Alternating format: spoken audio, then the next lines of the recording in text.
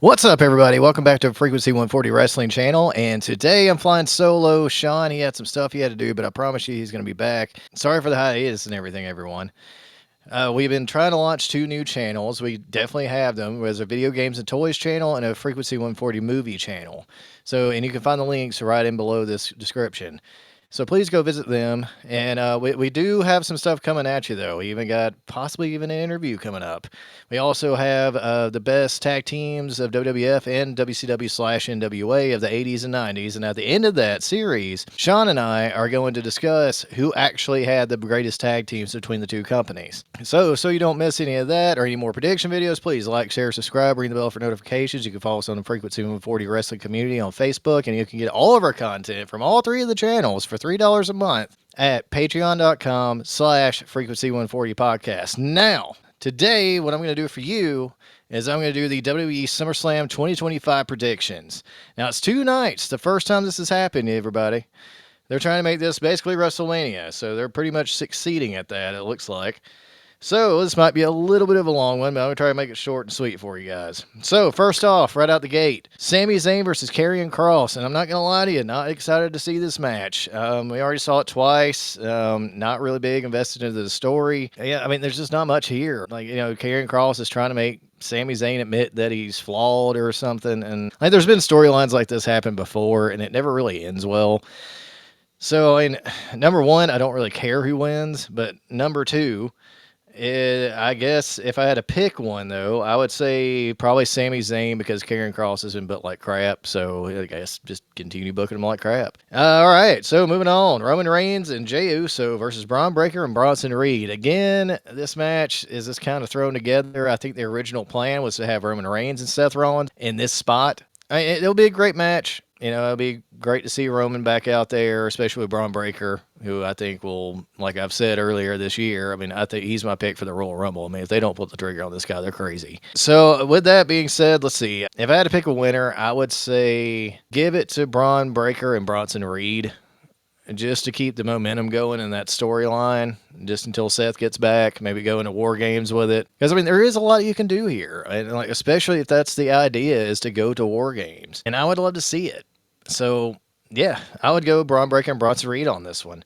All right, the WWE Women's Tag Team Championships, the Judgment Day, Raquel Rodriguez and Roxanne Perez versus Alexa Bliss and Charlotte Flair. This is another one that was kind of thrown together. Liv Morgan got hurt, so they kind of pressed the panic button on this one. It wouldn't have shocked me if this was supposed to be the Bella Twins in this match, possibly, but either way, Alexa Bliss and Charlotte Flair are kind of an oddball tag team. I think it'll be fun to kind of watch them be champions because I really do think they're going to win this and kind of go into a storyline of some kind after this. Like one of them turns on each other or whatever, old school wrestling booking 101. I think it'll be a good match, but to me, I think it's a little bit too predictable. Now, moving on, Randy Orton and Jelly Roll versus Drew McIntyre and Logan Paul.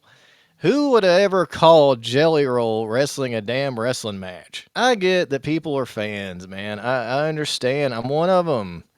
But I just don't know if this match is going to go well. I hope it does for the sake of all that's involved. I hope nobody gets hurt. But there is a very high distinction, to put it nicely, between, the athleticism of one Jelly Roll against one Logan Paul. So I hope that they can somehow, through smoke and mirrors, get around all this. But, the winner is going to have to be Randy Orton and Jelly Roll. Anytime they bring a celebrity in here that wasn't hated like Logan was, they let him win.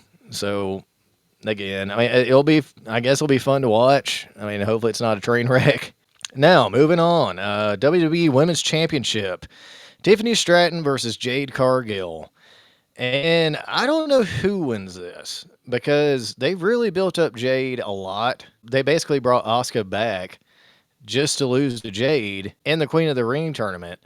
So if you're going to bring someone like that and have them lose, I'm actually going to go with Jade on this one. And I think Tiffany has kind of had the belt for a while. She's done great, but it's time to kind of get the ball rolling on something else. And it'll be a good moment of the night for sure for night one. because the next match, the World Heavyweight Championship match, is probably going to let a lot of people down because it's Gunther versus CM Punk. Now, the match quality is going to be great. In fact, this will probably steal the show for sure. But the reason why I say it's going to be brought down is that I don't see Punk winning this. Why put it on Gunther for such a short period of time and then have Punk just win it?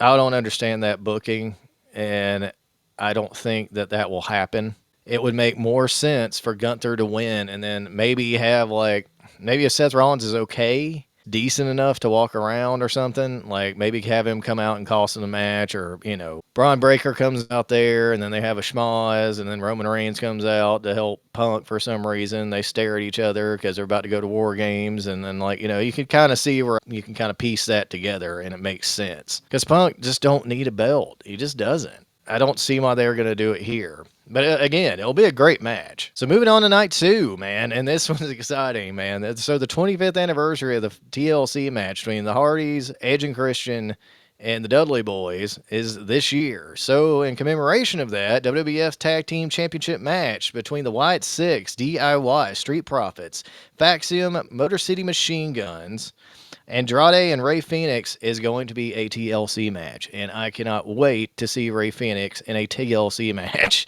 This is going to be awesome. I don't see how this match can suck. Now, who wins? Ugh.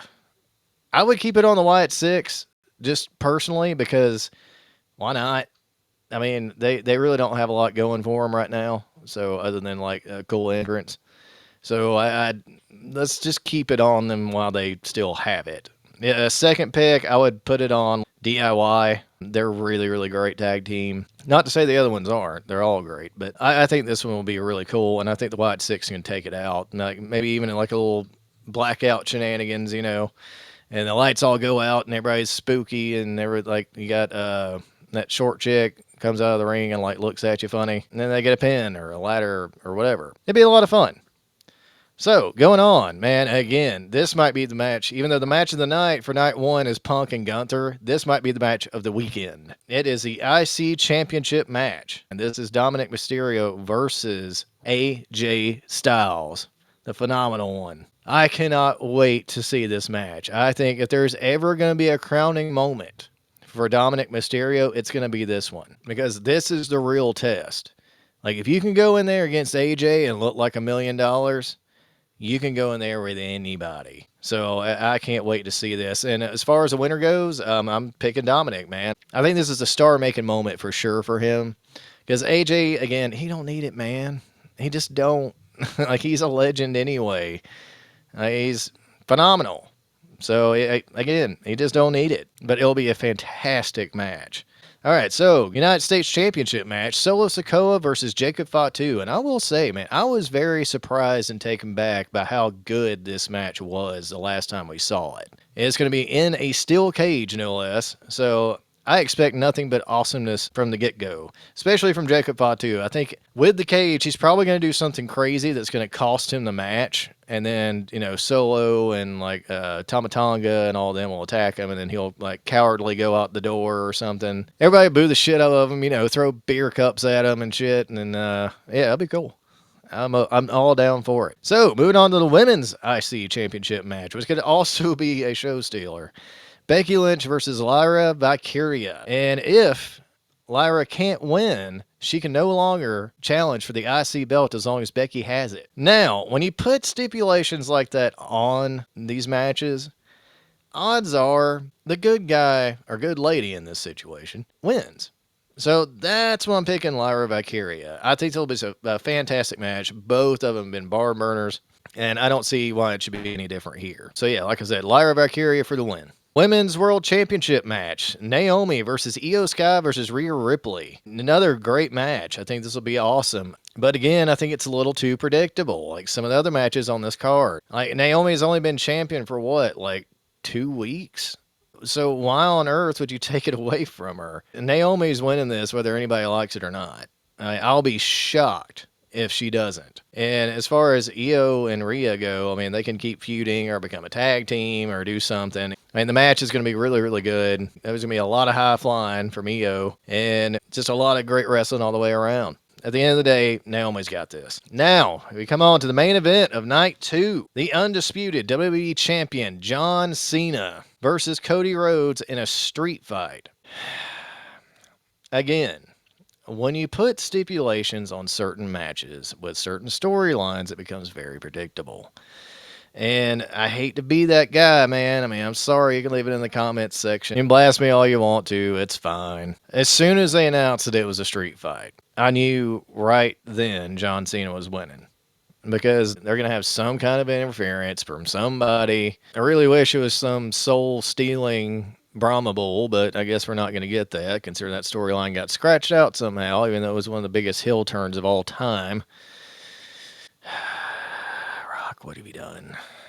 Anyway, so yeah, I think this will be a great match again. But yeah, I got Cena winning all day on this. I mean, if Cena loses, let's just go okay, so let's put on tinfoil hats, all right? So if Cena loses, the only thing for him to do is to do a redemption arc, which I had actually called in a video way, way, way back in January on how to book a bad guy John Cena, which I would be okay with that, but I just think it's a little too early. I know I would do it somewhere around October if it was me, but I mean, maybe you dropped some of the seeds, kind of like they did with the Punk match, where he didn't use the belt on Punk. I mean, do something like that maybe to hint at it, possibly. But other than that, I think the storyline would be served better if John wins, because he's just not going to have much to do. I mean, I just don't see it. I mean, they kind of even though I thought it was great that John turned into a bad guy, I loved it. And he got the belt. Loved that. Except for Travis Scott. That sucked. Keep him the fuck away from the ring. But with doing that, WWE's kind of booked themselves into a corner. And I don't know when you pull that trigger, like to where you have a redemption arc possibly. Apparently his last match is scheduled in December, and it's going to be on like a Saturday night's main event, which is shocking. I thought it'd be like the Rumble, or they'd just extend it to WrestleMania, wrestling stuff. I mean, it's because they tell you it's 1 year. It doesn't mean that it actually is going to happen. Like, Cena and The Rock, once in a lifetime, right? Wrong. But, yeah. So, at the end of the day, I'm going with You Can't See Me, man. So, yeah. Well, folks, I really hope you liked this prediction video. Leave comments down below and tell me who you think's going to win SummerSlam this year. And for more content, please go check out our other 3 channels. You can check out more content on this one, the wrestling channel. You can check out content on the movie channel. You can check out content on the video games and toys channel. And like I said, for $3 a month, you can get content from all 3 of the channels in one place, patreon.com/frequency140podcast. And since my buddy Sean ain't here, I guess I'll steal his tagline. Freaks, geeks, nerds, unite. Let's take over the world. Peace.